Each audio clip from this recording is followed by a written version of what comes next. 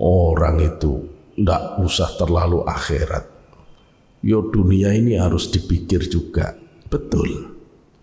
Tapi kadang-kadang orang mengatakan orang itu harus seimbang hidupnya. Dunia akhirat itu harus seimbang. Cuma kalau saya amati omong seimbang itu nggak jelas. Terus Rasulullah nanya, Abu Bakar, anak istrimu kamu sisakan apa? Apa jawab Abu Bakar? Aku tinggalkan Allah dan Rasulnya untuk mereka. Pak, ini jawaban sufi kelas mentok. Assalamualaikum Pak Kiai, mau tanya, kalau bertasawuf itu apakah, kan kita pengajian gini, apakah sudah dianggap berguru, kemudian ataukah kita memang harus ikut semacam torekot semacam itu Pak Kiai? Matur suwun. Punten saya, seandainya ada ustadz membuat wirid tasbih sendiri atau urutan-urutan wiridan tersendiri terus dijamaahkan, dipopulerkan, itu tetap masuknya ghairu mu'tabarah. Kenapa? Terus saya tanya, yang nyuruh wiritan kayak begitu, susunannya begitu, bisa ndak dijelaskan itu dari Rasulullah sambung sanadnya? Yo gak bisa, ngambil hati sendiri, dicomot sendiri, ditata sendiri. Itu namanya ghairu mu'tabarah. Kadang-kadang orang yang begini itu diejek-ejek. Oh, torekot itu bid'ah, dolalah finnar. Yang nanya itu tak tanya, kamu pikiran kayak gitu niru siapa?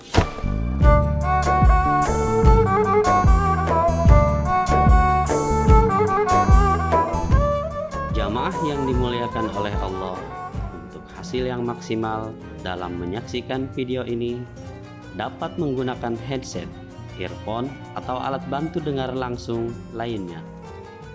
Sudah, mari kita saksikan. Bismillahirrahmanirrahim. Assalamualaikum warahmatullahi wabarakatuh. Bismillahirrahmanirrahim. Alhamdulillahi haqqa hamdi hamdan hamidin, nahmadu syukran li jami'i ni'amihi wa mazidih. وصلي وسلم على نبي الكريم حبيبنا وشفيعنا وقرة أعيننا محمد وعلى آله وصحبه أما بعد حضرة المحترمين والمكرمين para asatidz, bapak-bapak, ibu-ibu rahimakumullah. Pada kesempatan kali ini kita akan mengkaji persoalan hakikat dunia dan hakikat kehidupan. Kajian ini menjadi penting dalam rangka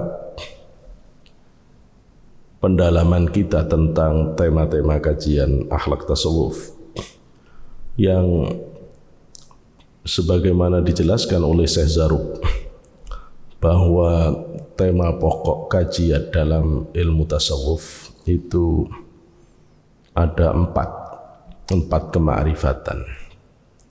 Yang pertama adalah ma'rifatullah, yang kedua adalah ma'rifatun nafsi, yang ketiga adalah ma'rifatul adu, yang keempat adalah ma'rifatud dunya.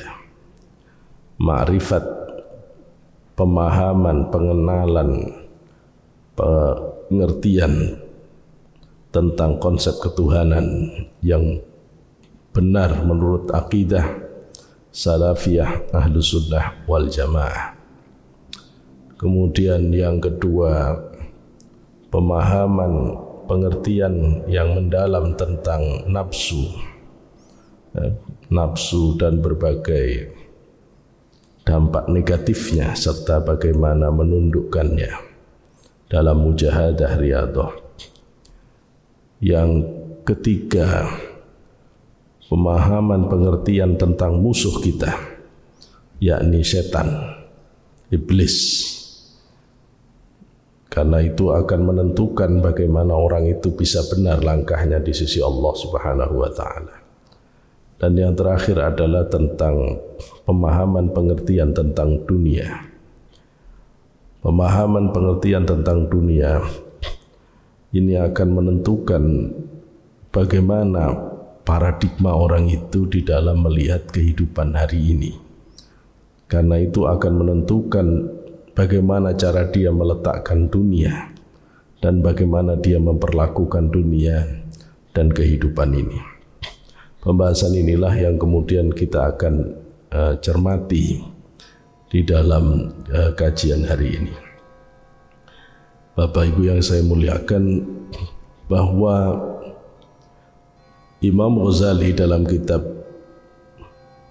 Mukasyafatul Qulub, beliau menjelaskan bahwa kata dunia itu diulang oleh Allah sebanyak 115 kali di dalam Al-Quran.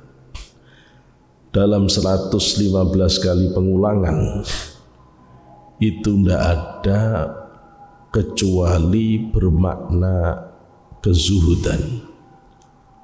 Semua kata dunia itu jika diulang di dalam Al-Quran maknanya zuhud, asketisisme. Mengapa Allah menyatakan dunia itu dalam bentuk asketisisme di dalam ayat-ayat Al-Quran? Tidak lain karena begitu hebatnya sihir dunia ini sehingga membuat orang bisa terpaling dari jalan Allah Subhanahu wa Ta'ala. Begitu hebatnya persoalan dunia dan kehidupan ini menjebak kesadaran dan pemikiran seseorang sehingga dia melupakan kehidupan hakikinya nanti, kehidupan abadinya nanti di akhirat. Karena itu menjadi persoalan yang sangat penting untuk mengetahui tentang posisi dunia ini. Sebelum kita melihat ayat-ayat Al-Quran sebagai contohnya, maka cukup sebenarnya dari kata dunia itu untuk melihat betapa remehnya dan sementaranya kehidupan ini. Kalau kita coba melihat dari kata dunia, dunia ini awal katanya dari kata dana. Ya, dana artinya rendah, hina, singkat, sepele.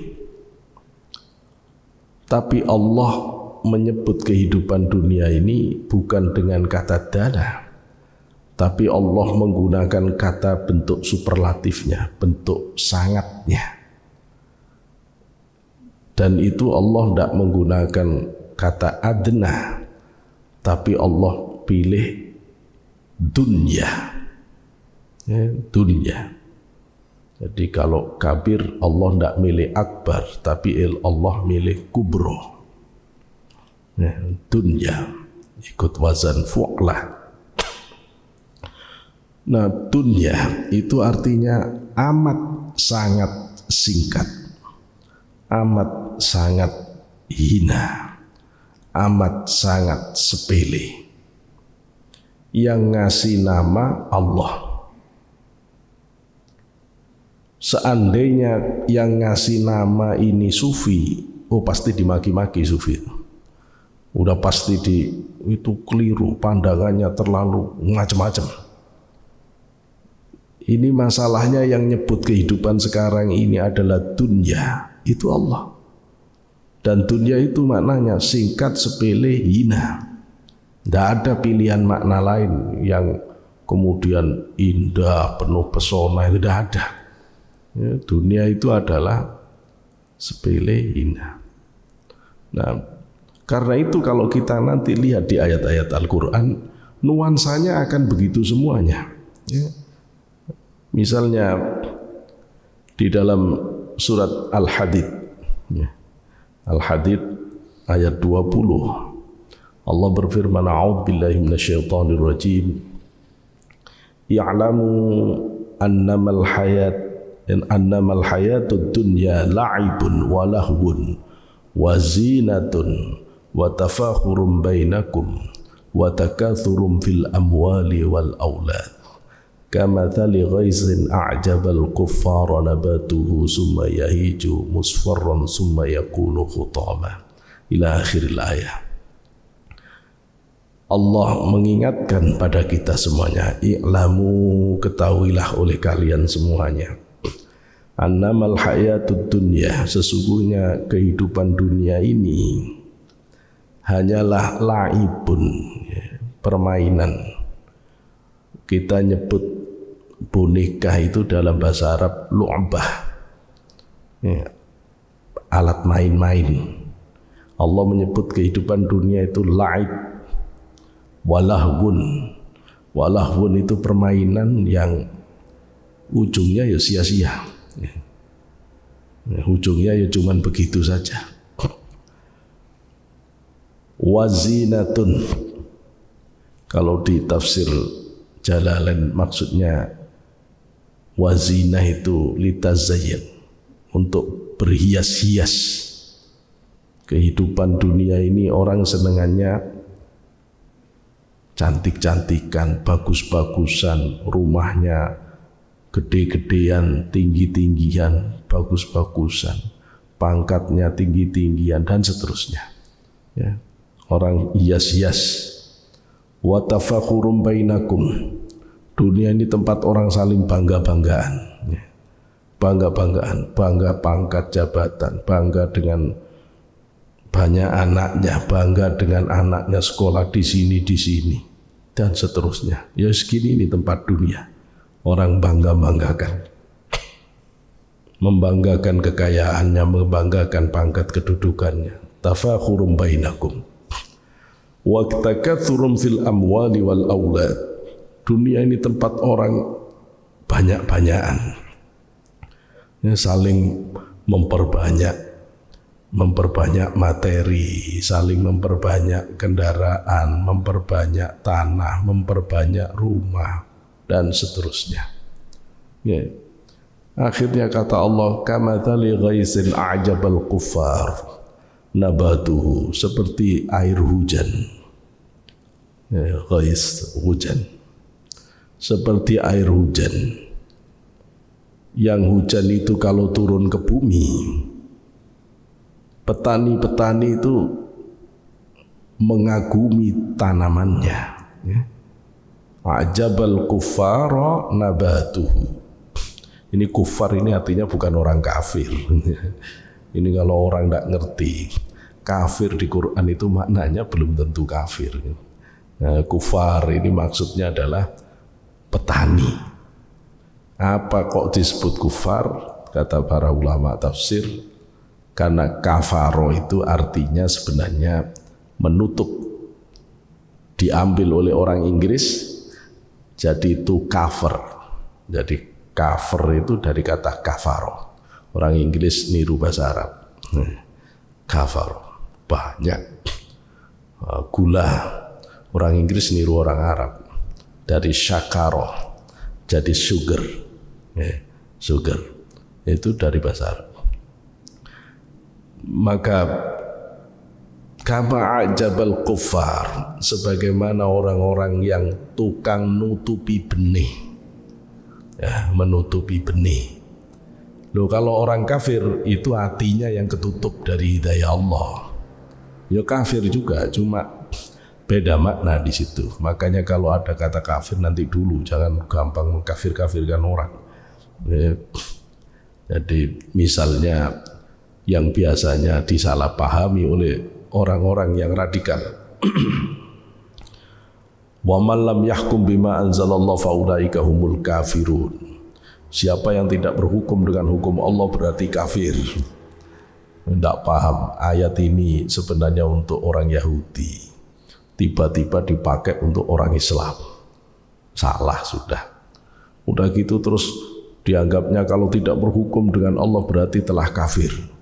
Ya wong belajarnya cuma belajar bahasa Arab. Tidak mau belajar tentang bagaimana cara sahabat menafsirkan ayat ini. Kalau dia mau baca kitab tafsir, dia tahu bahwa Abdullah ibnu Abbas waktu ditanya apa arti kafir pada kalimah wa man lam yahkum bima anzalallahu fa ulaika humul kafirun. Kata Abdullah ibnu Abbas, itu bukan kafir yang membuat orang keluar dari Islam, Karena itu kata Abdullah bin Abbas itu maknanya kufrun duna kufrin. Itu kafir yang tidak sampai ke level kafir akidah. Loh, kalau orang ngaji ini aja nggak jadi teroris nih, nggak jadi radikal. Cuma karena ngajinya cuma ngaji awal saja, ya wis gitu ya. Jadi kesalahan orang di Islam ini seringkali karena ngajinya belum tuntas. Ngaji baru mula-mula udah disimpulkan, salahnya sendiri. Kata a'kama ajabal kuffar nabatuhu summa yahiju musfarran. Awalnya petani itu kagum dengan tanamannya yang begitu menghijau, tapi lama-lama menguning. Summa yakunu khutama, bahkan setelah itu dia menjadi rontok tertiup angin. Ya begitu kehidupan ini. Ya gitu kehidupan ini. Ya kita yang sudah melewati 40, melewati 60, melewati 50, melewati 60. Itu rasanya ya baru kemarin kita masih sekolah. Rasanya baru kemarin kuliah. Loh, nyatanya ya sudah segini. Begitu cepat dunia ini. Begitu cepat, tidak lama. Kita ini diberi periode waktu yang singkat untuk membuktikan kemampuan kita taat kepada Allah. Kita diberi umur, yang umur itu sebenarnya detik waktu kehidupan kita. Ketika jatahnya sudah habis, maka mau tidak mau kita harus pulang ke hadirat Allah. Nah, pulang ke hadirat Allah. Nah, di dalam ayat yang lain Allah menyebutkan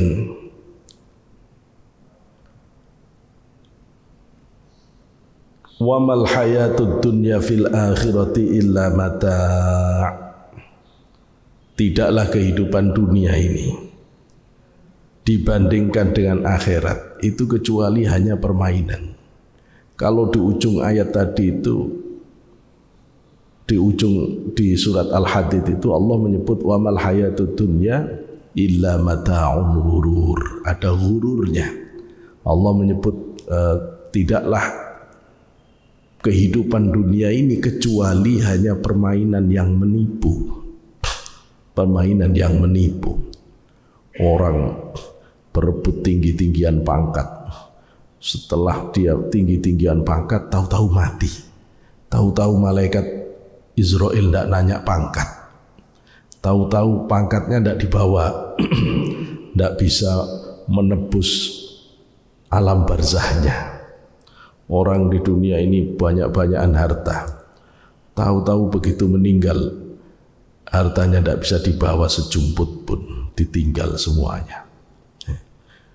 Orang menganggap tanah yang sudah disertifikasi itu tanahnya. Beli tanah lagi atas namanya, tanahnya. Tanahnya sendiri ketawa, diklaim sebagai miliknya.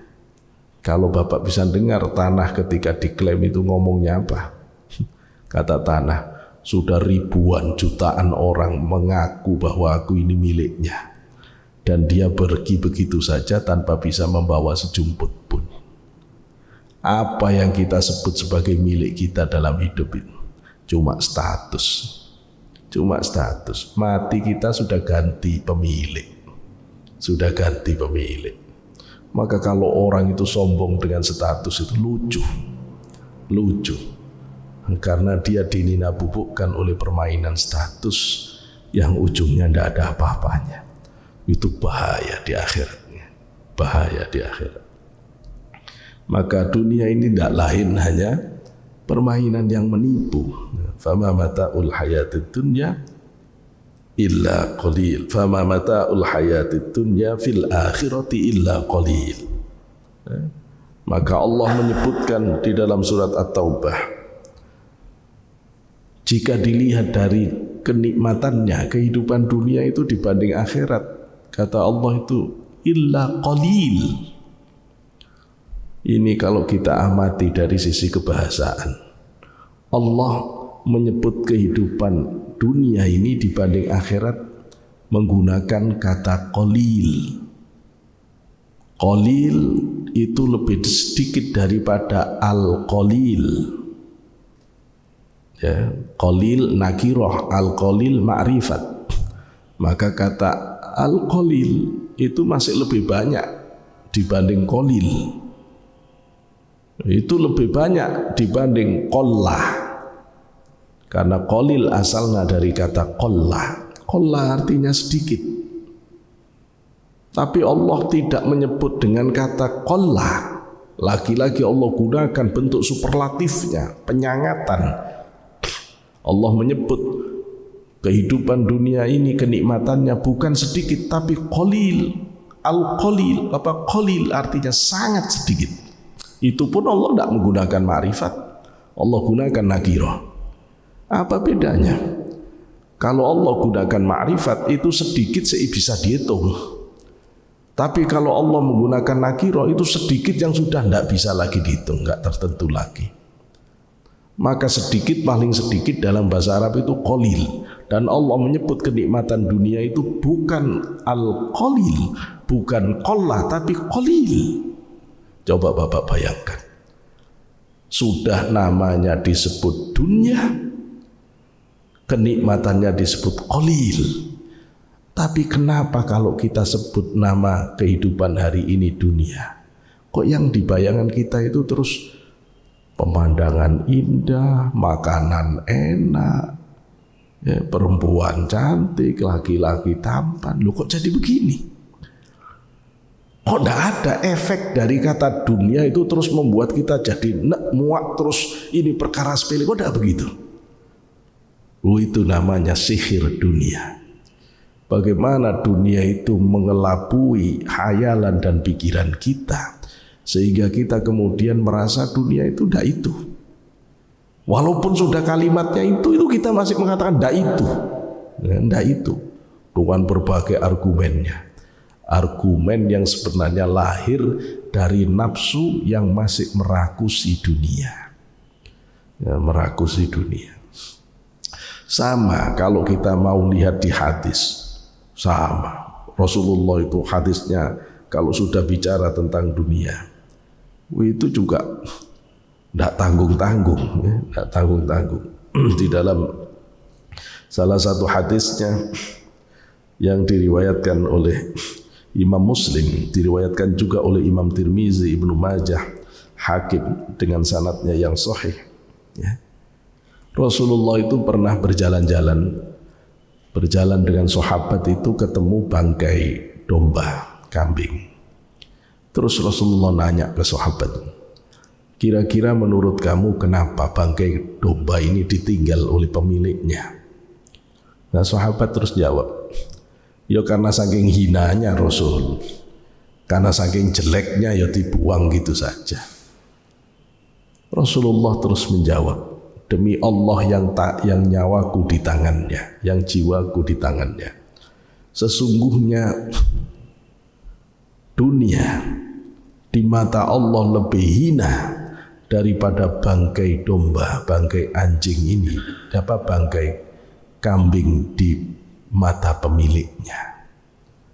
Jadi kalau Bapak ngelihat ada bangkai kambing itu menjijikkan, di mata Allah dunia ini lebih menjijikkan dari bangkai itu, ya, lebih menjijikkan dari bangkai itu, ya.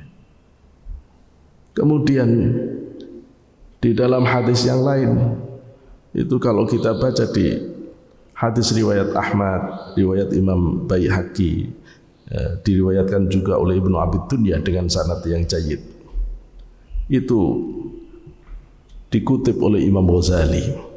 Hadis itu maknanya adalah, hei manusia, sesungguhnya dunia ini adalah darun liman la darolah. Dunia ini adalah rumah bagi orang yang besok gelandangan di akhirat. Kalau orang itu cuma mikir punya rumah di dunia saja, cuma mikir bagus-baguskan rumah dunia saja, hati-hati Pak. Tidak pernah bangun rumah akhiratnya, gelandangan nanti di akhirat, kata Rasulullah. Banyak orang yang rumahnya mentereng di dunia, begitu di akhirat dia gelandangan. Ya. Kata Rasulullah, dunia ini rumahnya orang yang bakal tunawisma di akhirat. Ya. Dunia ini adalah harta bagi orang yang bakal miskin di akhirat. Ya. Ya. Dunia ini akan dikumpulkan oleh orang-orang yang tidak ada akalnya. Karena itu kata para sufi, tidak ada orang yang paling lucu dalam hidup ini kecuali orang yang hidupnya ngumpul-ngumpulin dunia. Setelah kumpul banyak terus dia tinggal begitu saja. Lah mati kan tidak bawa. Apa pekerjaan yang lebih tidak masuk akal dari perbuatan yang mengumpulkan sesuatu setelah itu ditinggal? Lah terus untuk apa? Ya mau dikumpul-kumpulkan kok terus ditinggal. Nah itu.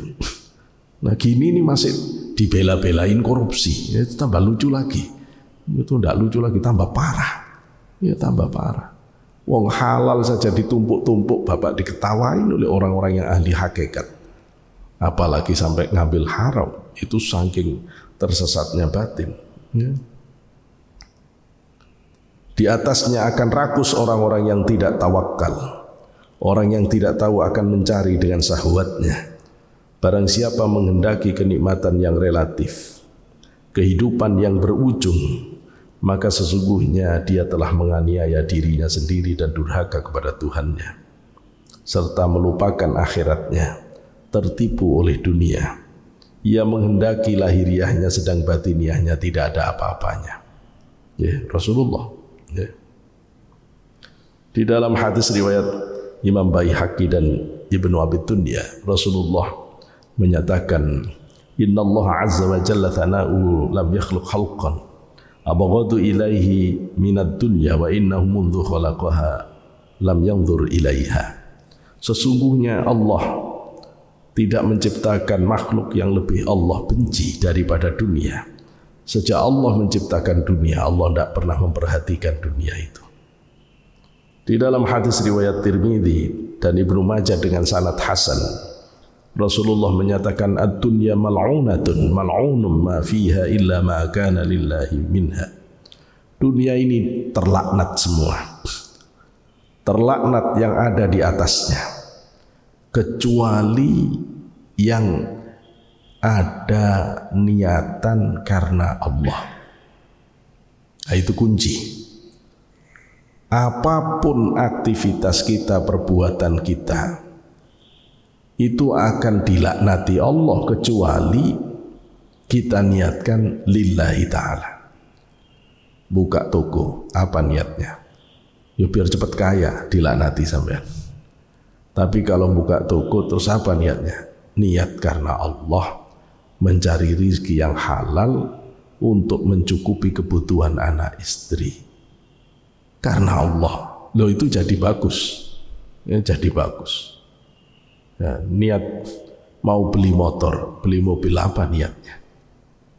Ya niat karena Allah supaya bisa memfasilitasi kalau mau kerja, kalau ada saudara datang. Loh, itu niat karena Allah, maka itu bisa jadi. Nah, maka juga tidak sulit sebenarnya merubah bagaimana dunia ini dilaknati menjadi dirahmati itu. Ketika sudah niatnya karena Allah, maka dia menjadi positif. Tapi ketika niatnya tidak karena Allah, disitulah yang akan menjadi persoalan. Di situ yang akan jadi persoalan. Ya, sebagian orang itu mengatakan bahwa orang itu tidak usah terlalu akhirat. Yo dunia ini harus dipikir juga. Betul. Tapi kadang-kadang orang mengatakan orang itu harus seimbang hidupnya. Dunia akhirat itu harus seimbang. Cuma kalau saya amati omong seimbang itu nggak jelas. Nggak jelas. Maksudnya seimbang itu apa? Seimbang dunia akhirat itu maksudnya apa?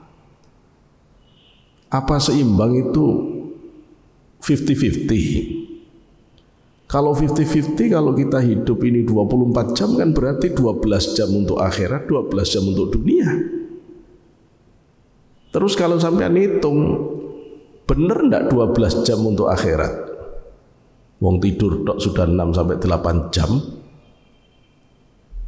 Tidur nilainya 0. Ya. Kalau misalnya yang benar-benar ibadah ke Allah, sholat, berapa menit sih sholat? Ya, 5 menit udah lama. Udah hitung 10 kali 5 waktu, 50 menit. Cuma 1 jam dari 24 jam yang benar-benar kita pakai ibadah ke Allah.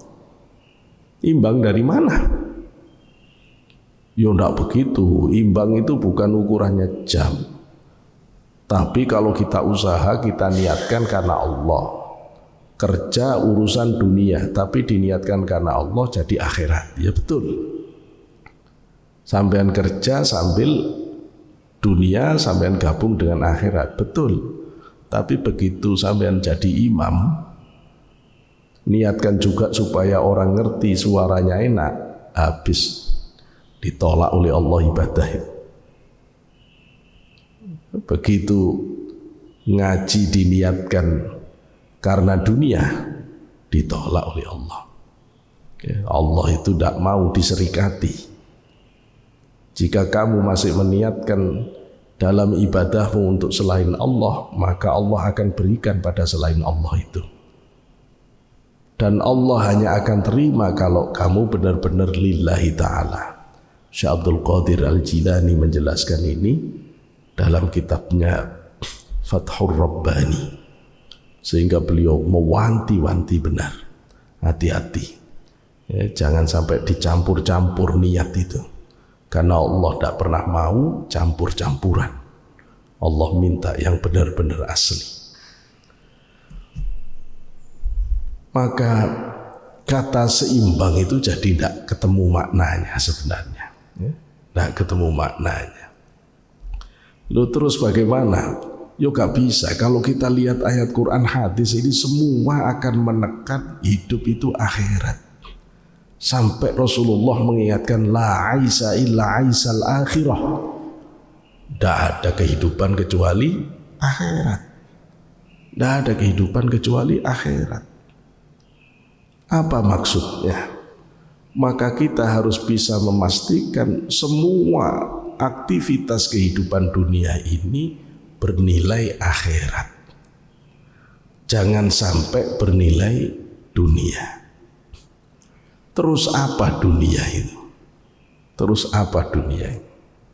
Ya, ini ngaji yang harus tuntas. Kalau sampai nggak tuntas pasti bisa salah paham. Bisa salah paham. Apa dunia ini?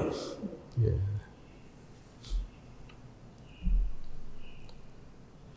Dunia ini mazra'atul akhirah.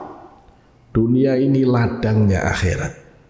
Ya. Orang harus benar-benar bisa memanfaatkan kehidupan dunia ini untuk akhirat. Liyabluwakum ayyukum ahsanu amala. Allah mau melihat siapa di antara kita yang aktivitasnya terbaik menurut ukuran Allah, jangan menurut ukuran manusia. Ya, jangan menurut ukuran manusia, karena kalau bapak ngaji teori mutu itu ukurannya beda-beda. Nanti kata Crosby mutu itu ditentukan oleh standar. Udah sampean hidup susah cuma untuk memenuhi standarnya dibuat oleh orang-orang barat yang materialis, ya seruat, rusak semua hidup kita. Ya. Hidup itu ya sesuai dengan bagaimana masyarakat saat itu. Ya, sampean pakai konsepnya curan, ya tetap keliru. Wong Quran mengatakan in tattabi'u aktsara man fil ardi yudilluka an sabilillah. Kalau kamu hidup itu ngikuti gaya hidupnya orang banyak, pasti kamu terpleset, melenceng dari jalan Allah. Karena orang banyak tidak memahami kemana sebenarnya kehidupan ini sebenarnya. Ya, kemana kehidupan ini sebenarnya. Nah, ini maka orang harus bisa membongkar ini untuk melihat kesementaraan kehidupan dunia ini. Nah, jadi kalau ada orang mengatakan hidup ini harus seimbang, itu sebenarnya kata-kata yang sebenarnya lebih tepat mengatakan hidup ini akhirat. Ya, hidup ini akhirat. Jadikan semuanya akhirat. Semuanya akhirat. Jangan dijadikan dunia. Terus bagaimana prakteknya? Dalam hal ibadah mahdhah. Dalam hal ibadah mahdhah, salat, zikir, solawat, wirid, itu tidak boleh menyertakan selain Allah. Murni Allah. Murni Allah. Bahwa selesai sholat bapak minta dunia terserah. Tapi pas sholat itu jangan mikir dunia. Pas zikiran jangan mikir dunia. Ya, bagaimana Tuan Guru IJ, Allahumma fillah qudasasirah, beliau kalau pesan ke muridnya, kalau kamu mau zikiran kepikir dunia, jangan dimulai. Jangan dimulai. Kalau sudah tidak ada harapan tentang pangkat jabatan dunia, mulailah. Mulailah. Ya supaya benar hati ini. Supaya benar hati ini. Oh kita ini di dalam sholat itu tidak usah mikir khusyuk. Kata Romo Yaya Srori, Bedus Panasirullah. Oh kita itu sholat itu kadang-kadang masih nyimpan kebencian kok. Gitu loh ya. Oh di dalam sholat masih sempat-sempatnya benci-benci kawan. Masih sempatnya Masya Allah itu ya. Masya Allah itu. Jadi jangan lagi ngomong khusyuk. Bersih dari yang kotor aja repot. Ya, bersih dari yang kotor aja repot. Maka harus belajar. Belajar memastikan hati untuk ilahi anta maksudi. Ya Allah kamu yang saya tuju. Ya, begitu sholat sudah niat ngadep Allah. Allah. Begitu mau zikir niat Allah. Begitu ngaji niat Allah. Walaupun tidak gampang. Walaupun tidak gampang. Tapi harus belajar. Tapi kalau urusan dunia, kerja, misalnya, buka toko, buka lahan, ngerjakan proyek, itu niatkan untuk Allah. Meskipun realitasnya pekerjaan duniawi. Itu yang dipesankan oleh gurunya Syekh Natail As-Sakandari, Syekh Abbas. Syekh Abbas itu pesan, Al-Mursi, maksud saya Al-Mursi. Al-Mursi itu pesan, jadikanlah mesin jahitmu itu adalah tasbihmu. Jadikanlah kampakmu itu adalah tasbihmu. Jadikanlah kalau bahasa kita sekarang, palumu kalau itu hakim itu tasbihmu. Gunakan palu ini sebagai benar-benar untuk menegakkan keadilan. Itu tasbih. Gunakan tintamu itu benar-benar untuk menulis sesuatu yang bermanfaat. Itu tasbih. Ya. Gunakan tangan kakimu itu benar-benar tasbih. Ya, yang benar-benar menegakkan kebenaran dan keadilan. Maka kalau begitu itu nilainya sudah bukan dunia. Karena itu kalau kita lihat makna hakiki dunia menurut para alim ulama, terutama sahabat-sahabat zaman dulu itu, dunia itu ternyata bukan materi. Bukan materi. Di dalam hasyiah kitab Qutul Qulub itu para sahabat itu mengartikan dunia, kullu ma yushghiluka 'anillah fahuwa dunya wa kullu ma yu'inuka billah fahuwal akhirah. Segala sesuatu yang membuat kamu terpaling sibuk, terpaling dari Allah, dunia. Segala sesuatu yang membuat urusanmu dengan Allah tambah lancar, akhirat. Loh itu loh, definisinya para sufi dunia itu. Sementara orang yang tidak pernah belajar tasawuf nganggap dunia itu materi.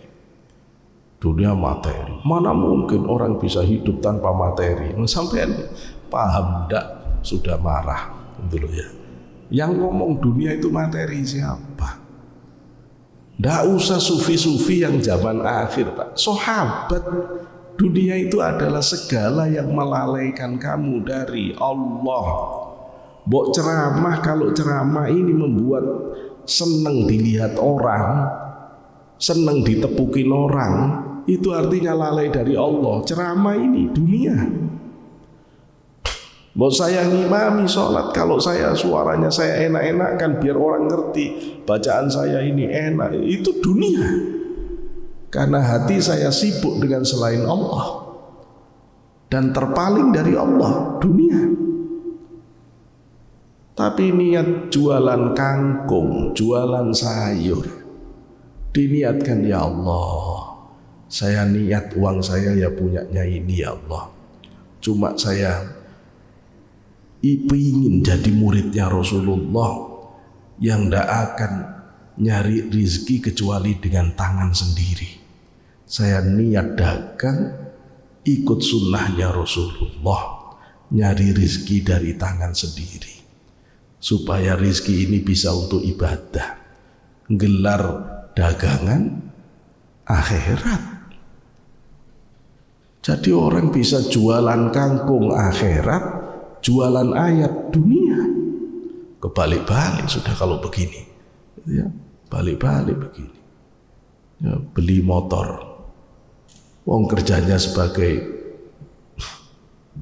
ustadz dinia sambil kuliah.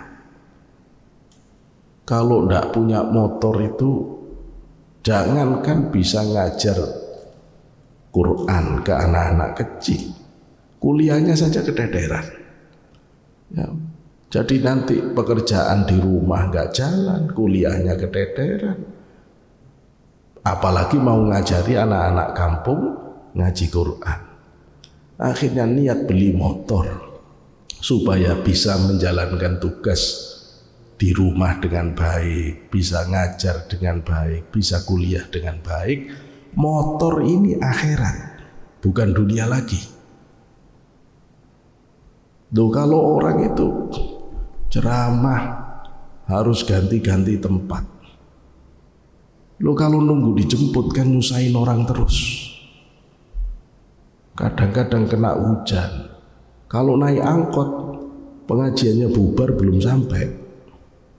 Maka niat beli mobil supaya bisa memfasilitasi perjuangan li'ilahi kalimatillah. Mobil ini akhirat.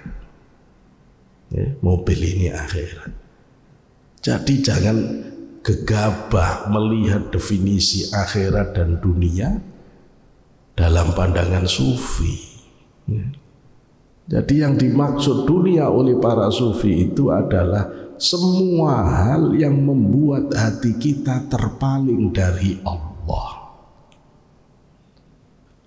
Yang dimaksud akhirat itu adalah segala hal yang membuat kita lurus ke hadirat Allah. Maka kemudian perintahnya tinggalkan dunia, benci dunia, zuhudlah. Salahnya di mana? Nah, salahnya di mana? Ya udah ada salahnya, gitu loh ya. Loh, terus kalau sesuatu yang membuat orang itu terpaling dari Allah terus mau tidak dibenci bagaimana? Ya harus dibenci. Ya harus dibenci, karena itu zuhud itu maknanya itu. Maka kata Imam Ahmad bin Hanbal, untuk orang awam zuhud itu yang ninggalkan yang haram. Orang ninggal haram itu udah zuhud, gitu loh ya. Kalau orang yang khusus, yang makruh, yang syubhat, itu zuhud. Baru kalau wali, zuhud itu ninggal di hatinya selain Allah. Itu zuhud. Itu zuhud. Kadang-kadang orang bertanya, kok bisa ya? Orang itu bisa membenci dunia itu kok bisa? Wong dunia indahnya kayak begini kok bisa orang itu benci? Dijawab oleh para sufi. Laki-laki ketemu perempuan cantik, Tidak mungkin tidak tertarik. Kecuali gak normal. Tidak mungkin tidak jatuh cinta. Kecuali tidak normal. Maka dia cintai, dia puja-puja, dikejar-kejarnya perempuan ini. Tapi laki-laki itu tidak tahu siapa perempuan yang dikejar-kejar. Selama dia belum dibuka jati diri perempuan ini, maka selamanya dia akan menggilai perempuan itu. Tapi kalau sudah dibuka siapa jati dirinya, bisa muak bapak. Begitu dibuka jati dirinya bahwa ini adalah pelacur yang licik dan jahat, yang pasti menjerumuskan orang-orang yang mencintainya. Terus saya mau tanya, kira-kira kalau ada laki-laki tertarik perempuan, cantik memang, tapi begitu diberitahu itu pelacur, sudah selingkuh dengan tidak kehitung entah jutaan laki-laki, jahat dan licik, kira-kira masih cinta atau benci? Nah kira-kira begitu. Begitu Allah tunjukkan hakikat dunia ini di batin para kekasihnya, langsung muak dengan dunia ini. Langsung muak. Betapa tidak sobat bapak lihat. Sampai Rasulullah mengatakan ad-dunya ra'su kulli balaya. Dunia ini pangkal semua bencana. Bapak lihat, semula jamaah-jamaah di masjid itu rukun, ngaji rukun, gara-gara pilpres ada 01, ada 02, bentrok. Tim sukses bukan, anggota legislatif bukan, pengurus partai bukan, tapi sakit hatinya sampai sekarang tidak selesai. Coba, apa tidak pengaruh dunia? Yang di atas sudah bersatu, yang di bawah masih. Wah, dunia bisa mecah orang yang ngajinya sudah tidak tahu berapa puluh tahun pengajian. Tidak ngefek tuh kena dunia. Saya kalau guyonan ke mahasiswa, lah iya, memang jadi BEM itu dibayar berapa? Kok sampai bentrok segitunya? Kok sampai musuhan organisasi ini dengan organisasi ini? Nggak cukup musuhan, seniornya doktrin. Nggak cuma senior, sampai dosen-dosen mondok. Iki apa-apaan? Saya bilang ke anak-anak tuh, lihat jabatan. Belum ada uangnya aja orang udah rebutan dunia. Kenapa ada begal? Rakus dunia. Kenapa ada korupsi? Rakus dunia. Kalau orang ini tidak bisa megang dunia ini, kena dunia itu jelek orang. Tidak kena, jelek. Rebutan jabatan. Begitu bisa dapat, sombong. Berusaha jadi kaya. Begitu kaya bisa beli mobil bagus, sombong. Dunia kena, jadi jelek. Rebutan jabatan kalah, sakit hati, hasut, dengki, iri, cari-cari kesalahan, hoax, terus diproduksi. Yang menang jelek, yang kalah jelek.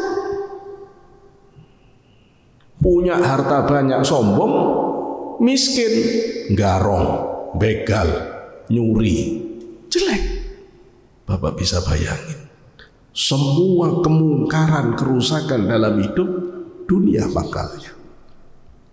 Karena itu Rasul menyebut ad-dunya ra'su kulli balaya. Kenapa? Tidak bisa meletakkan dunia dengan benar. Kalau orang itu faham dunia ini titipan sementara, harus dipertanggungjawabkan, maka hati-hati dia dengan dunia ini. Hati-hati. Diberi jabatan, hati-hati. Hati-hati. Bukan persoalannya orang itu tidak boleh memiliki dunia dalam Islam. Kalau kita artikan dunia dalam makna orang awam, tidak ada ayat Quran yang mengatakan janganlah kamu memiliki tanah. Tidak ada. Tidak ada larangan Rasulullah janganlah kamu bekerja. Tidak ada. Belum pernah satu hadis pun kita temui bahwa Rasulullah menghentikan sahabat dari pekerjaan. Tidak ada. Justru Rasulullah selalu mensupport sahabat di dalam pekerjaannya. Dan faktanya Sayyidina Utsman itu kaya raya. Abdurrahman bin Auf itu kaya raya. Coba Bapak cek itu. Kayanya Utsman, kayanya Abdurrahman bin Auf tidak masuk ke hatinya. Sehingga kapan agama itu membutuhkan support, begitu gampangnya dia melepaskan harta untuk agama. Bayangkan Pak, sekali ngasih Rasulullah Abdurrahman bin Auf itu 500 onta, 300 kuda dengan emas berkilo-kilo. Ada orang BSD yang begini, korban bawa sapi paling gede aja ke paling alim, kayak yang paling ahli sodako. Harta bapak berapa? Sudah berapa persen yang dipakai untuk support agama? Malulah kita kepada sahabat. Itu loh ya. Terus mengatakan aku ini udah tidak terpengaruh dunia. Gimana? Itu loh ya. Abdurrahman bin Auf pernah memberi Rasulullah 1000 onta sekali kasih. Sekali kasih. Sayyidina Utsman sepertiga pasukan disiapkan kuda dengan semua perlengkapannya. Tidak tanggung-tanggung. Tidak tanggung-tanggung.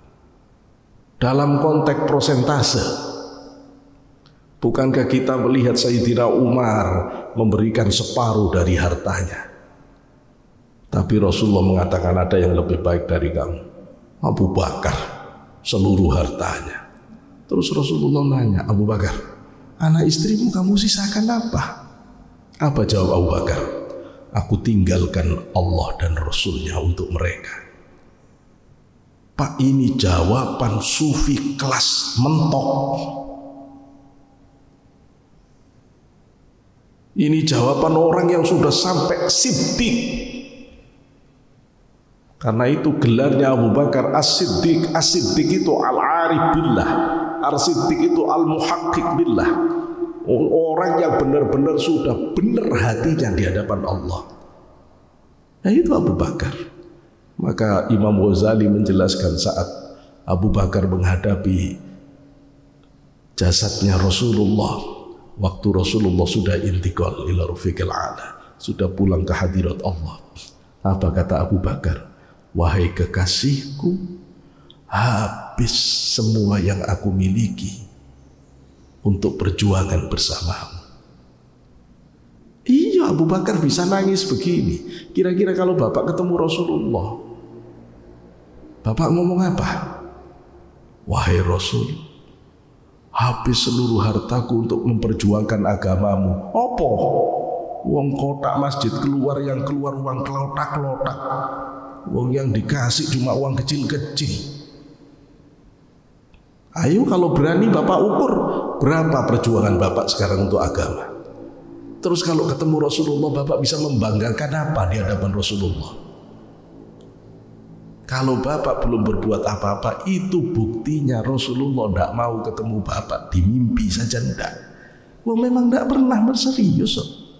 Gitu loh ya. Wong kita itu bingung untuk membesarkan nama sendiri kok dalam hidup. Semua orang Islam itu hebat-hebat hari ini, tapi untuk diri dan keturunannya, tidak untuk agamanya. Ya, pangkat jabatannya dipakai untuk membesarkan, melambungkan dirinya. Wah, dirinya udah tingginya kayak apa? Membangun egoisme. Lu ini hidup kok kayak begini, ini terus bagaimana? Gitu ya. Bagaimana? Nggak bisa diterus-teruskan. Ya, yang punya jabatan, ayo dipakai jabatan itu untuk memberikan kedamaian, ketentraman, kesejahteraan. Kalau itu niatnya, akhirat. Saya ambil jabatan ini dengan niatan supaya saya bisa mensejahterakan orang-orang di bawah. Tidak pernah lagi mikir dirinya. Saya ini termasuk orang yang tidak sanggup. Tidak sanggup dan tidak berani. Seandainya diberi jabatan-jabatan begitu, tidak berani. Tidak berani. Mudah-mudahan tidak diberi oleh Allah. Tidak berani. Tidak kuat. Bapak tahu, Sayyidina Umar begitu jadi khalifah tidak pernah tidur. Semalaman. Siang pun dia hanya rebahan-rebahan. Sampai ditanya oleh sahabat-sahabat, aku tidak melihat kamu tidur kecuali cuma rebahan-rebahan. Apa kata Sayyidina Umar? Kalau aku tidur siang, bagaimana aku mempertanggungjawabkan amanahku di hadapan Allah? Kalau aku tidur malam, aku menelantarkan hak-haknya Allah. Umar bin Abdul Aziz tidak pernah tidur malam. Semua pimpinan-pimpinan kita yang hebat-hebat itu begitu tanggung jawab.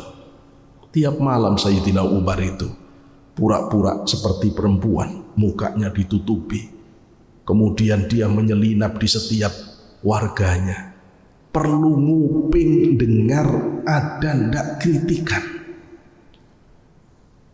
Ada ndak warga yang masih tidak puas atas kepemimpinannya. Ayo, lu kita ndak dikritik malah marah. Lu itu apa? Gitu loh ya. Ya apa? Sudah jangan ngomong mau mendirikan khilafah, mau ikut khilafah, sudah kuat, kita tidak kuat. Tidak kuat. Ayo Sayyidina Abu Bakar begitu terpilih jadi khalifah, langsung pergi ke pasar. Dicari oleh sahabat-sahabat. Ketika ada masalah, Abu Bakar di mana? Masih di pasar. Dipanggil, loh, kamu sudah khalifah, jangan di pasar. Duduk kamu, beri keputusan warga. Apa kata Abu Bakar? Aku ini muridnya Rasulullah. Yang diajari makan itu dari tangan sendiri. Terus kata sahabat-sahabat senior, ya enggak tuh Pak, sekarang kamu sudah khalifah, maka kamu dijamin dengan Baitul Mal. Kata Abu Bakar, kalau itu enggak bisa dihindari, baik, tolong beri aku gaji yang paling rendah dari yang bisa diberikan oleh Baitul Mal. Ayo, siapa yang teriak-teriak mau khilafah-khilafah? Siap kalau jadi pimpinan gajinya terendah dari semua yang dipimpin. Insya Allah tidak ada orang rebutan pangkat jabatan kalau gajinya langsung terendah itu. Sehingga istrinya Abu Bakar itu protes ke Abu Bakar, bah, gara-gara kamu jadi khalifah kita tidak bisa beli daging. Jadi gajinya Abu Bakar itu Pak jadi khalifah itu membuat 1 bulan itu tidak bisa beli daging. Bapak kira-kira sendiri, kira-kira kalau gaji sekarang berapa? Itu pasti di bawah UMR ya. Itu presiden. Akhirnya kata Abu Bakar, ya kalau kamu kepingin memang beli daging, dikurangi saja makannya, kamu tabung, nanti kan bisa beli daging. Oh, istrinya ngurangi, dikurangi. Begitu akhir bulan beli daging. Begitu makan Abu Bakar kaget. Loh, katanya tidak bisa beli daging, kok sekarang bisa beli daging? Kata istrinya, loh kan yang ngajari situ. Kita kan makan, kita kurangi setiap hari. Akhirnya ada uang, kemudian bisa beli daging. Abu Bakar lari ke Baitul Mal. Dia bilang ke petugas Baitul Mal, potong gajiku separuh. Istriku bisa beli daging, buat gaji yang tidak bisa beli daging. Coba Bapak bayangin, begitu Abu Bakar sudah pulang ke hadirat Allah, apa menjelang meninggal, dihitung berapa banyak yang dia terima dari Baitul Mal, dihitung. Dia jual rumahnya untuk menutup uang yang pernah dia terima dari Baitul Mal. Praktis Abu Bakar tidak nerima. Saya senang kalau ada orang merindukan khilafah, pemerintahan, hati-hati. Sampai kamu jadi remaja masjid minta makan, tak tempeleng kamu. Gitu loh ya. Sampai kamu berjuang pengajian minta minum, tak tempeleng kamu. Baru begitu aja sudah minta pamrih. Gitu loh ya. Kalau benar-benar mau ikut sahabat, sekuat apa batinmu untuk berjuang di jalan Allah tanpa minta apapun, tapi memberi segalanya untuk Allah. Itu tidak gampang. Itu tidak gampang. Ya kalau cuma sekedar istilah, jargon, ya gitu itu orang sekarang. Senangnya cuma formalistik, simbolik, tapi tidak paham gimana sebenarnya laku kehidupan para sahabat itu. Berat ya, berat. Terus gak usah niru sahabat, niru kiai, tidak kuat bapak. Niru kiai-kiai itu tidak kuat. Kiai-kiai zaman dulu itu semua santrinya tidak ada yang bayar. Kiai-kiai yang hakiki itu tidak ada.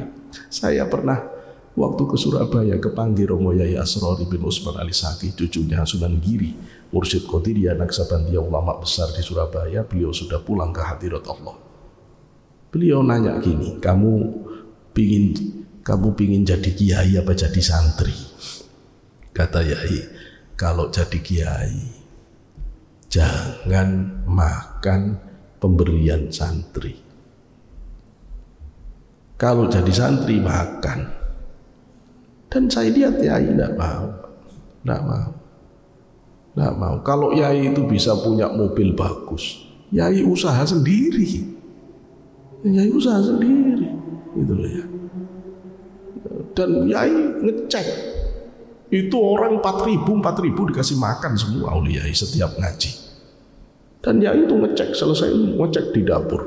Terus Yai marah-marah. Itu sih ada daging di belakang. Kenapa ditinggal? Kok tidak dimasak? Orang bawa ke sini itu untuk orang-orang, bukan untuk saya. Ayo dimasak. Terus kata santri-santri, Yai, datangnya terlambat. Kita udah matang semua itu. Ya kalau gitu dipastikan itu untuk ngaji yang lain. Nggih, Yai.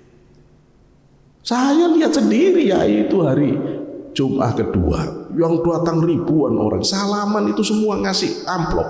Allahumma sholli ala Muhammad, sampai menggunung di sekitar Yai. Amplop selesai ditinggal, amplop ini ditinggal, Yai lepas, santrinya yang jadi yang dapat uang banyak itu santrinya. Masya Allah. Apa bapak kira tidak ada kiai-kiai begini? Itu banyak kiai-kiai yang benar-benar hatinya Allah. Nah, sekarang saya buka bagaimana kiai-kiai yang benar di jalan Allah tentang dunia. Kata para ulama yang hakiki, ulama-ulamanya Allah, kalau seorang kiai ngajar ngaji terus punya murid kaya, dia ndak minta sumbangan, ndak ngomong kalau lagi bangun pondok misalnya, ndak ngomong, ndak ngasih proposal, ndak deket-deketin, ndak, cuma di hati berharap mudah-mudahan suatu saat jamaahku yang kaya ini bisa bantu aku. Kata para wali, saat itu Yai itu dipecat oleh Allah dari ulamanya Allah. Bapak kira gampang jadi kiai, jadi ustaz? Apalagi kalau pakai manajemen biar terkenal, ya selesai. Cuma di hati Pak, ndak minta, ndak. Cuma mudah-mudahan satu saat bisa dibantu. Itu aja kata para ulama ahli tasawuf, dipecat sampean dari ulamanya Allah. Sudah bukan ulamanya Allah model begitu. Sudah ulama dunia. Jadi begitu hati-hatinya kalau benar-benar orang itu ulamanya Allah, jaga hati dari dunia, dari persoalan-persoalan begini ini. Persoalan-persoalan, dan tidak main-main, itu pertaruhan. Ya, itu pertaruhan. Yo bahwa akhirnya institusi itu dikotori oleh orang-orang yang kemudian kamuflase, yang menjadikan institusi kekiaian itu untuk mencari uang. Ya terserah, tetapi itu jangan merusak bagaimana cara pandang yang benar terhadap dunia. Bahkan kita harus mengerti dunia ini adalah sementara, dan dunia ini tempat kita beribadah, bekerja karena Allah, berbuat karena Allah, yang itu semuanya mudah-mudahan menjadi tanaman kita di akhirat nanti. Kata Syekh Abdul Qadir dalam kitab Fathur Rabbani, jangan kamu menjadi orang yang baru sadar tentang kehidupan duniawimu itu setelah kamu mati. Karena mati itu sebenarnya masa panen. Kalau orang masa panen baru mikir mau nanam, lewat. Begitu mati baru mikir, seandainya aku dulu rajin ibadah, seandainya aku kerja karena Allah, seandainya sudah selesai, tak berguna sudah. Hari ini harus kita belajar untuk benar-benar niat karena Allah. Hari ini kita harus meletakkan kehidupan ini benar-benar karena Allah, menjadikan semuanya itu benar lurus di jalan Allah. Mudah-mudahan sekilas kajian ini memberikan kita kemampuan untuk bisa melihat hakikat dunia dan membuat kita bisa menjadikan dunia ini mazra'atul akhirah, ladang untuk bisa memperoleh keindahan di akhirat nanti. Saya kira ini sudah jam 6, buka dialog, tutup gue. Tapi kalau ada yang mau tanya, silahkan, mungkin satu pertanyaan atau dua. Sementara saya cukupkan. Assalamualaikum warahmatullahi wabarakatuh. Waalaikumsalam warahmatullahi wabarakatuh. Mungkin ada satu penanya.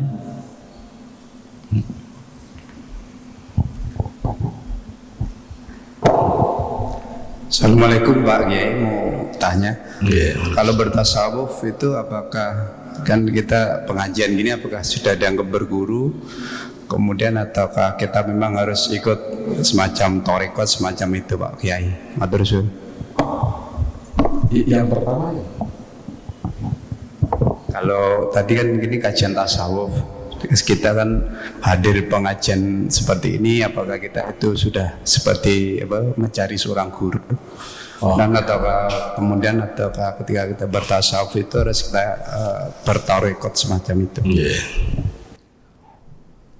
Iya Bapak. Semua ulama ahli tasawuf, ahli thariqah itu menyatakan mencari ilmu itu wajib, dalam artian mencari guru yang bisa membimbing ke hadirat Allah, itu hukumnya wajib. Maka sampai Rasulullah menyebut utlubul ilma walau bisin, cari ilmu itu sampai ke Cina sekalipun. Maksudnya kalau yang bisa bimbing ke Allah itu adanya di Cina, cari ke sana. Bukan terus belajar ilmu kimia, fisika. Rasulullah tidak pernah ngomong itu. Yang dimaksud oleh Rasulullah itu orang yang bisa nuntun batin kepada Allah. Karena belum tentu meskipun namanya pengajian terus batin itu ketuntun ke Allah. Ada orang ngaji tapi terus tambah benci, tambah marah-marah. Ada. Orang ngaji malah tambah pecah saudara. Ada. Itu ngaji tapi tidak ke Allah. Cari ngaji yang memang membuat orang itu menuju ke hadirat Allah. Hukumnya wajib fardu ain. Wajib fardu ain. Tidak bisa kita mengelak. Ini wajib fardu ain. Ini saya 98 masuk Jakarta di Ciputat. Pertama yang saya pikir adalah siapa ulama sepuh yang saya harus jadikan guru. Ya itu. Waktu itu masih ada Abu Yatim Yati Pandeglang. Saya langsung ke sana. Itu loh ya. Langsung ke sana. Nah, Abuya tidak ada Romo Yai Asrori bin Usman Al-Ishaq di Surabaya. Saya ke sana. Gitu loh ya. Romo Yai Asrori sudah pulang ke hadirat Allah, ada Mbah Siddiq di Kudus. Saya ke Kudus. Gitu loh ya. Yuk dikejar. Yuk dikejar. Ya. Dikejar ngalah barokah. Ngalah barokah. Ya. Itu kalau ngaji-ngaji, yo kita alhamdulillah ya, di sini ada Kiai Ahsin. Yo yang Ahsin itu bagus. Bagus ya. Dengan Kiai Ahsin itu bagus. Kiai-kiai yang sepuh yang benar-benar serius di jalan Allah. Ya, saya termasuk orang yang jangan kemudah dulu dah. Kalau masih ada yang sepuh ya, yang sepuh dulu, yang sepuh dulu. Karena yang sepuh itu sudah kaliber, sudah teruji. Ya. Kalau yang muda ini kan masih kita lihat ini bisa bertahan sampai tua ndak begini. Jangan-jangan belot di tengah. Ya. Jadi cari yang sepuh, yang memang benar-benar sudah lurus di jalan Allah. Ya. Apakah harus masuk thariqah atau tidak masuk thariqah? Nah ini saya jawab dengan Kiai Hasyim Asy'ari. Kiai Hasyim Asy'ari dalam kitab Ad-Durarul Muntasirah, beliau menjelaskan kalau kamu ketemu mursyid yang dia itu ahli Quran, ahli tafsir, ahli hadis, ahli fikih, ahli mujahadah riyadhah, ahli wirid dzikir, dan sudah wusul ilallah, memang batinnya sudah sampai ke hadirat Allah, maka kamu masuk lebih bagus. Masuk ke tarekat itu lebih bagus. Tapi kalau belum ketemu, maka ya tunggu di luar tarekat dulu sampai kamu temukan yang seperti itu kualifikasinya. Yang seperti itu. Ini kalau pakai penjelasan dari Mbah Hasyim Asy'ari dalam kitab Ad-Durarul Muntasirah.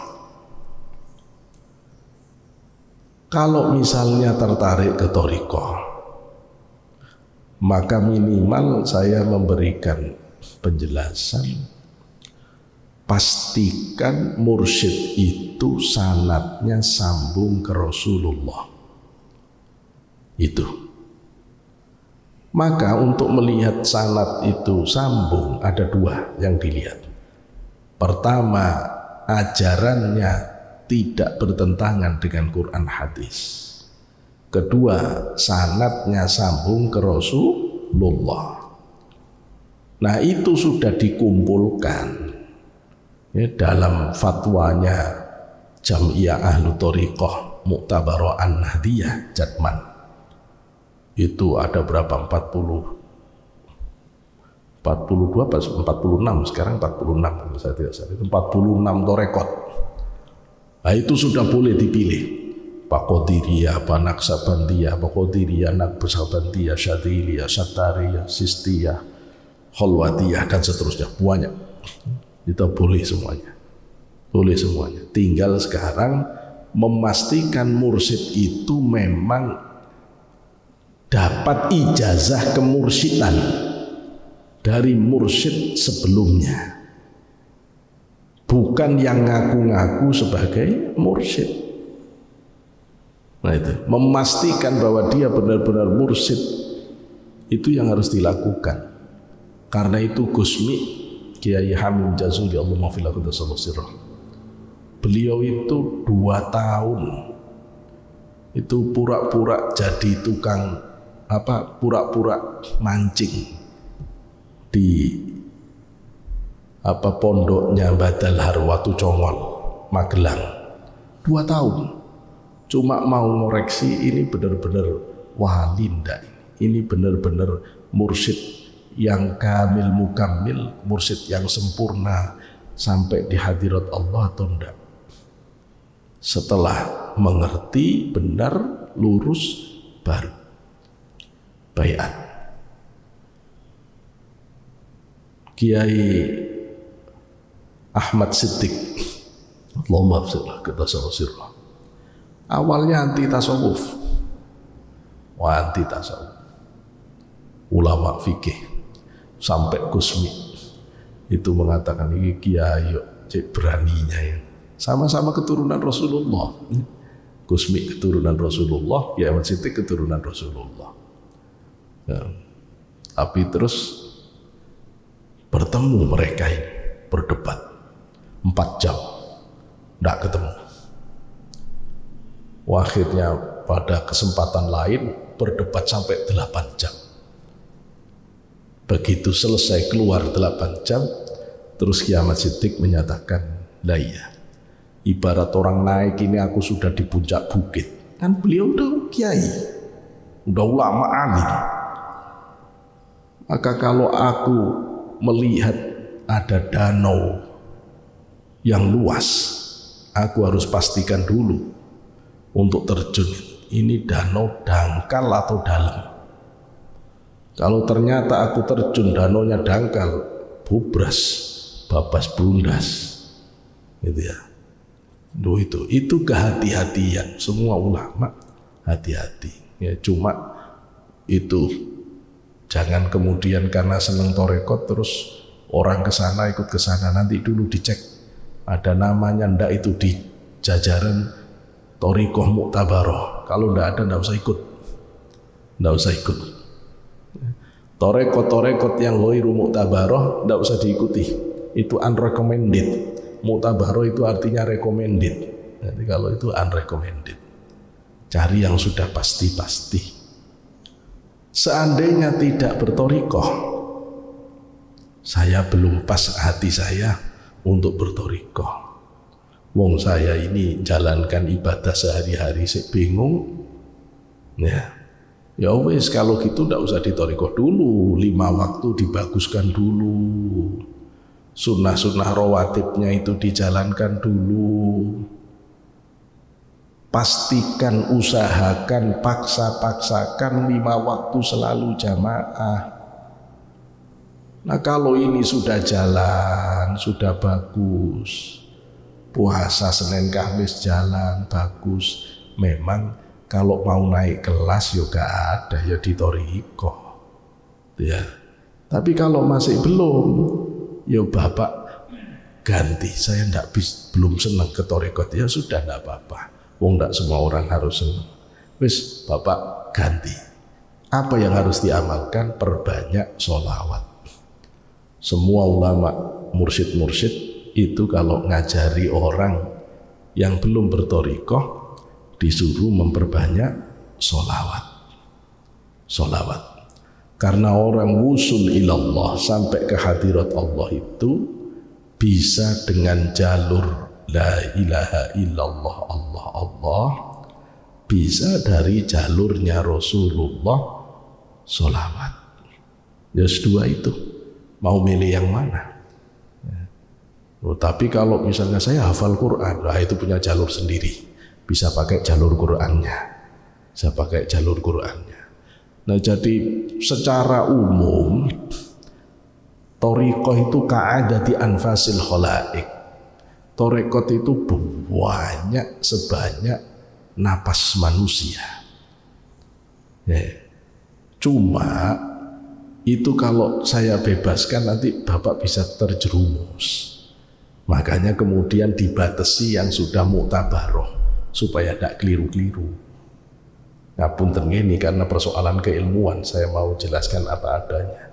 Misalnya thariqat akmaliyah belum mu'tabaroh, katanya ini warisan dari wali X misalnya, tak saya sebutkan. Ya tapi ulama ahli thariqah belum mengatakan itu aman, jalur itu aman. Thariqah Siddiqiyah itu juga belum mu'tabaroh, belum mu'tabaroh. Maka kalau belum mu'tabaroh, ya nanti dulu sejauh yang saya tahu. Tidak tahu kalau sudah ada perubahan nih. Pokoknya sejauh yang saya tahu ini hasil musyawarahnya belum mu'tabaroh.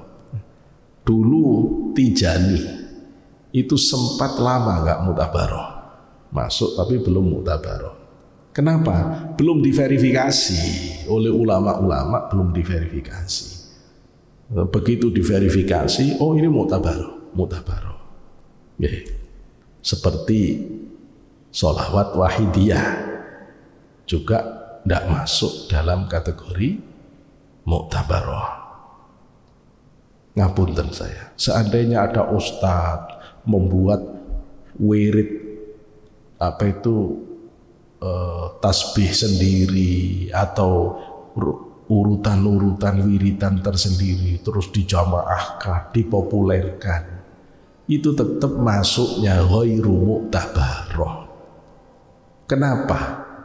Kalau saya tanya, yang nyuruh wiritan kayak begitu, susunannya begitu, bisa ndak dijelaskan itu dari Rasulullah sambung sanadnya? Ya gak bisa, ngambil hati sendiri, dicomot sendiri, ditata sendiri. Itu namanya ghairu muktabaroh. Ya secara kalimat tidak ada yang salah, tapi secara pembuktian bahwa itu bisa membuat kasyaf wusul ilallah belum teruji dan tidak main-main itu, tidak main-main. Jadi yang disebut thariqah muktabaroh itu jalan ruhani yang teruji ratusan ribuan tahun, dipakai oleh para kekasih Allah, para kiai-kiai, para wali Allah, itu sambung ke Allah. Dan itu sambung dari Rasulullah. Ajarannya tidak bertentangan dengan Quran hadis. Bahwa ada orang yang kemudian anti tasawuf, anti thariqah, jelaskan ya orang-orang thariqah itu tidak mau bela saja. Ya, kalau kita baca di website banyak yang kemudian kalimatnya sangat sinis. Ya. Tapi kiai-kiai thariqah, mursyid-mursyid thariqah itu mengatakan,